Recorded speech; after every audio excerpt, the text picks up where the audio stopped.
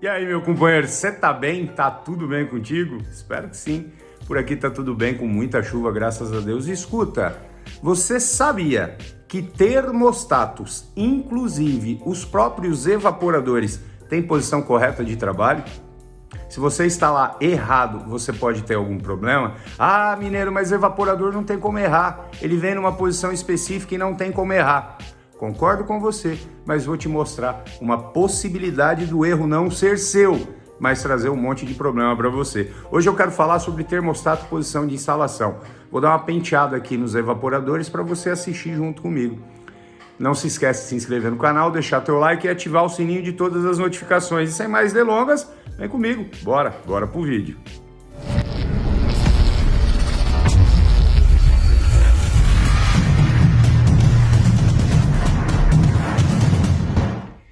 Um problema muito sério, galera, que sempre é colocado como inexistente nas máquinas, é a escolha do termostato correto e, principalmente, a posição correta de instalação nessa peça que chama-se evaporador. E também o evaporador tem posição correta de trabalho. Poxa, mineiro, mas acontece que o evaporador ele já vem pronto para ser instalado, não tem como errar. Sim e não. Tem como errar sim a configuração dele aqui internamente. Evaporadores, senhores, tem posição de entrada e saída de fluido refrigerante. E detalhe, é a posição de entrada e saída que determina o posicionamento dessa peça dentro da caixa evaporadora. O fluxo de ar tem que entrar por um lado específico dessa peça e sair também por um lado específico. E isso determina a posição de instalação aqui do nosso termostato. São alguns pontos importantes que nós precisamos observar quando você vai escolher uma peça dessa. Evidentemente, vou colocar aqui em cima, ó. Evidentemente que não são todas as máquinas e configurações que utilizam um termostato rotativo, como esse aqui, que tem essa hastezinha, ou até mesmo um termostato fixo, que não existe essa hastezinha. A regulagem dele é interna e fixa. Então não tem a possibilidade de você regular aqui a temperatura que você deseja. Nesse caso, é um termostato com regulagem. Esse é um termostato dito termostato universal de aplicação. Só tem um detalhe, galera. Essas peças são fabricadas para corrente contínua ou corrente alternada. E sim, existe diferença internamente nessas peças para cada aplicação. Isso está muito relacionado à amperagem e consumo de aquecimento, no caso, consumo de amperagem no aquecimento de acoplamento do platinado, porque aqui dentro existe um platinado. Eu vou dar uma floreada rápida aqui para a galera que não conhece o que é esse componente. Aqui dentro existe um agente que vai reagir de acordo com a temperatura do fluido refrigerante dentro da peça, e esse composto vai acionar através aqui de um platinado, tá? Por contração ou dilatação, ele vai acionar um platinado que deixa passar a alimentação de um pino para o outro. Então é assim, ó.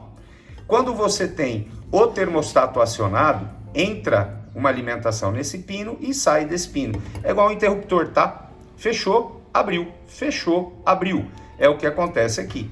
Quando o termostato desliga, simplesmente abre e fica só um pino alimentado, o outro para de ter alimentação, ou seja, desliga o compressor da máquina.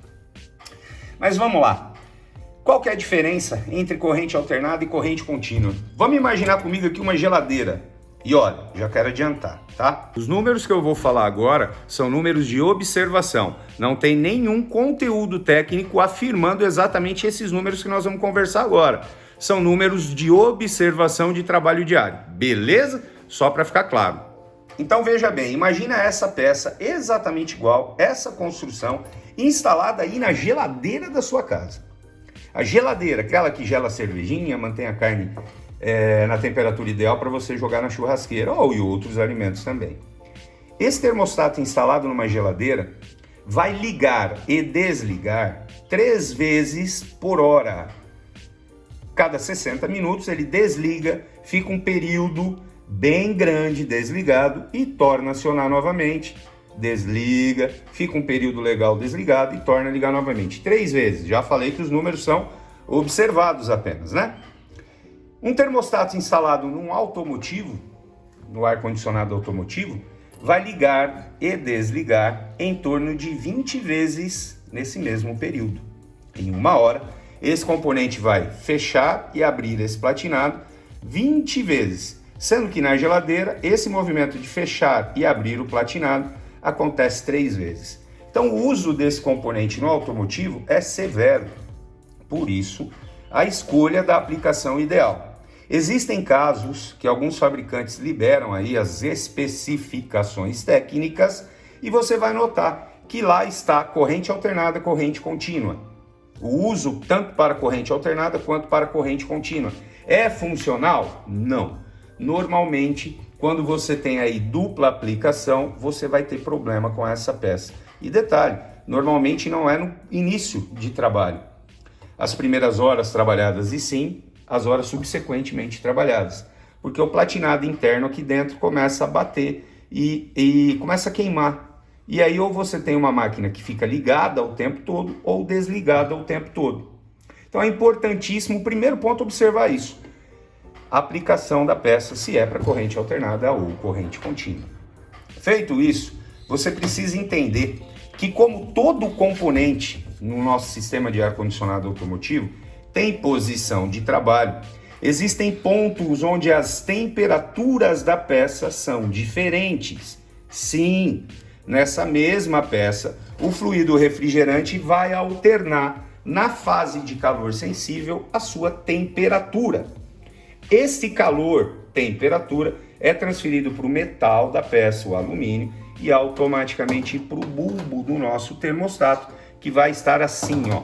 Deixa eu fazer com uma mão só para ficar mais fácil aqui, que eu não preparei nada.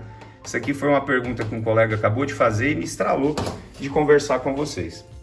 O bulbo vai estar em um ponto da peça, introduzido dentro dela, mais ou menos aqui nessa posição. Então você tem essa área de contato do bulbo do termostato em contato direto com o metal do evaporador. Então o fluido transfere calor do metal e o metal para o bulbo do evaporador. O bulbo do termostato, não do evaporador, corrigindo.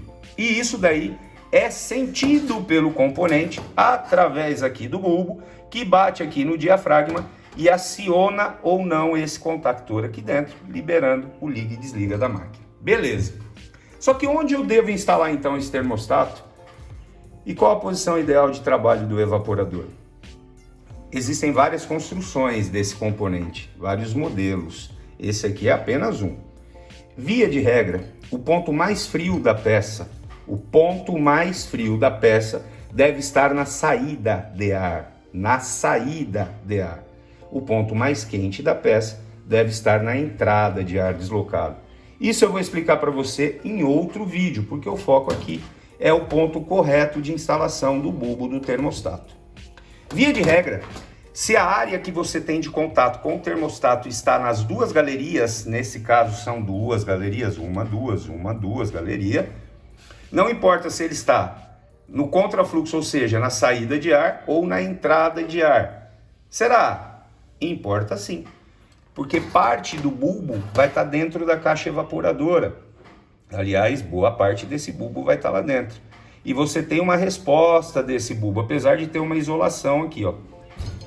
Sempre você deve instalar o termostato no final do evaporador, na parte contra a válvula de expansão. A válvula de expansão está aqui, você deve colocar o termostato do meio da peça para o final. E sempre numa posição intermediária.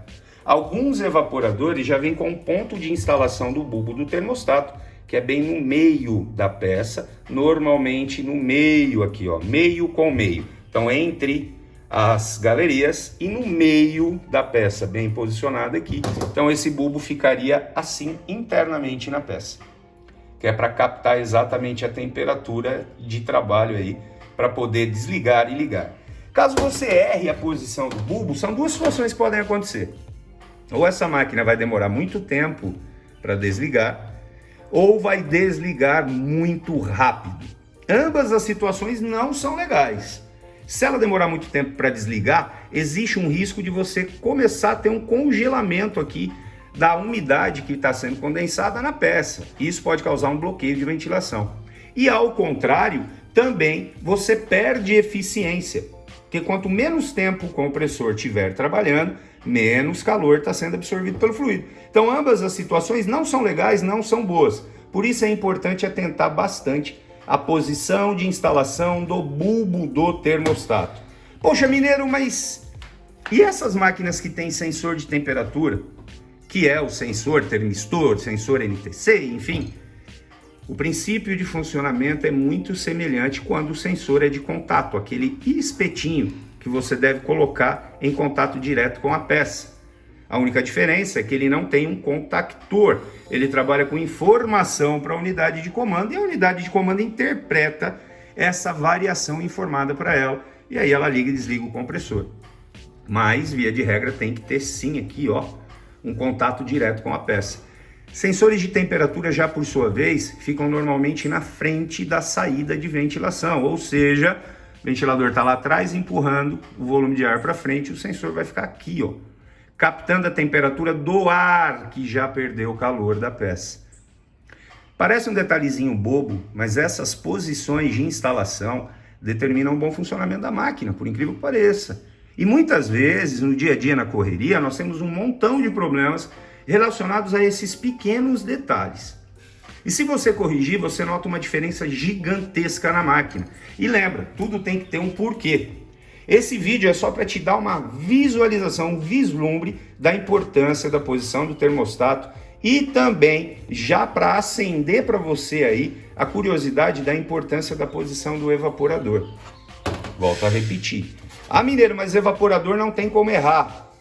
Talvez a peça possa ser igual a essa aqui, externamente. Porém, internamente pode mudar algum detalhe, que vai mudar totalmente a configuração dela na instalação dentro da caixa evaporadora.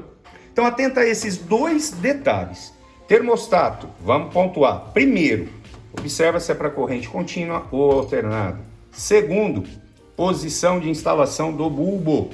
Lembra que você precisa entregar a maior informação precisa para que esse compressor ligue e desligue no tempo ideal de trabalho. Nem trabalhe a mais do que precisa e nem a menos do que precisa.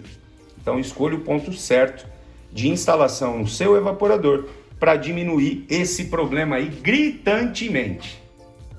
Aí sabe o que acontece? É muito comum nós vermos aí, conversarmos com colegas que têm problemas relacionados principalmente, galera, compressores de deslocamento fixo, sistema agrícola, caminhões. É chato pra caramba, porque uma colocação de forma inadequada pode trazer aí uma variação e uma dor de cabeça enorme pra gente.